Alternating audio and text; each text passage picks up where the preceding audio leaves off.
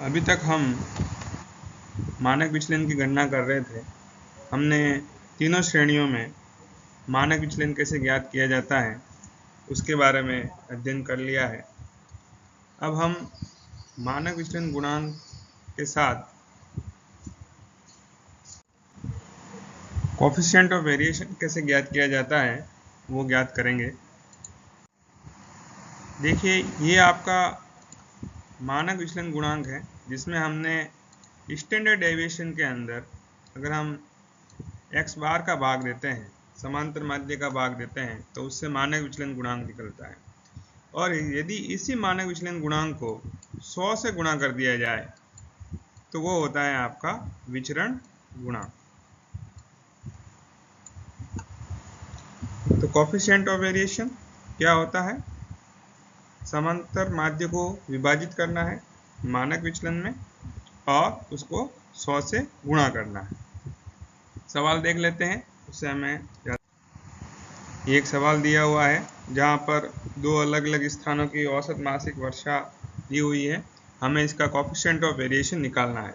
Coefficient of variation से हमें पता चलता है कि कोई भी विचलन कितना ज़्यादा अधिक प्रभावी है। इसके लिए हमको जैसे हमने व्यक्तिगत श्रेणी में मानक विचलन निकाला था वैसा का वैसा यहाँ पर भी निकालना है आपको।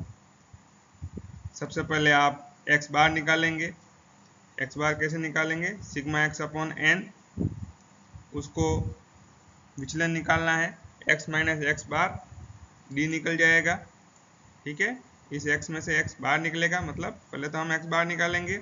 120 को 12 से विभाजित करना है तो 10 आता है और 10 को हर एक x में से निकालेंगे तो वो हो जाएगा आपका d।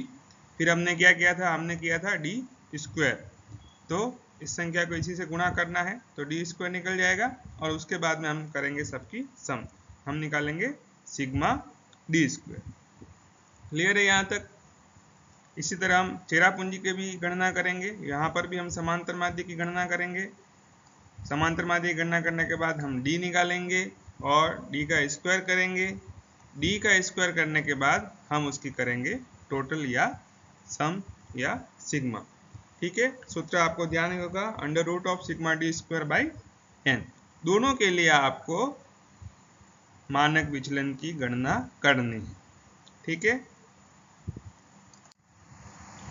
ये दे रखा है आपका, हमने समांतर माध्य कैसे ज्ञात किया, चेन्नई का सॉल्व किया हुआ है। यहाँ पर हमने सबसे पहले मानक विचलन निकाला। मानक विचलन क्या होता है? Sigma D square upon n का रूट करना है।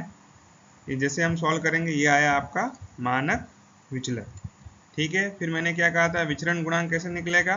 जो भी मानक विचलन आता है उसको हम x बार से गुणा करेंगे, मतलब मानक विचलन गुणांक निकालेंगे। मानक विचलन गुणांक को 100 से मल्टीप्लाई करना विचरण गुणांक होता है। तो ये आपका है मानक विचलन गुणांक। इसको 100 से मल्टीप्लाई किया तो बन जाता है वो आपका विचरण गुणांक। तो इसका आंसर आता है 94.8। इसी तरह हम आगे देखते हैं, चेरापूंजी के लिए भी हम वैसी कैलकुलेशन करेंगे। यहाँ पर ये मानक विचलन निकला, अब इसको हम निकालेंगे विचरण गुणांक या मानक विचलन गुणांक को 100 से गुणा करना है, दोनों एक ही बात है। यह आ गया आपका coefficient of variation sigma upon x bar into 100, तो ये हो गया आपका 104.3। मतलब इसका परसेंटेज ज़्यादा है, मतलब इसका विचरण ज़्यादा है। अतः चेन्नई की अपेक्षा चेरापूंजी की औसत मासिक वर्षा में विचरण का मान अधिक है। इस प्रकार से हम विचरण गुणांक के माध्यम से हम पता लगा सकते हैं कि कहाँ का वेरिएशन ज़्यादा है। क्लियर है? फिर भी अगर आपको कोई समस्या आ रही हो तो आप मुझसे पूछ सकते हो, व्हाट्सएप कर सकते हो और इस क्वेश्चन को खुद से सॉल्व करने का प्रयास करें।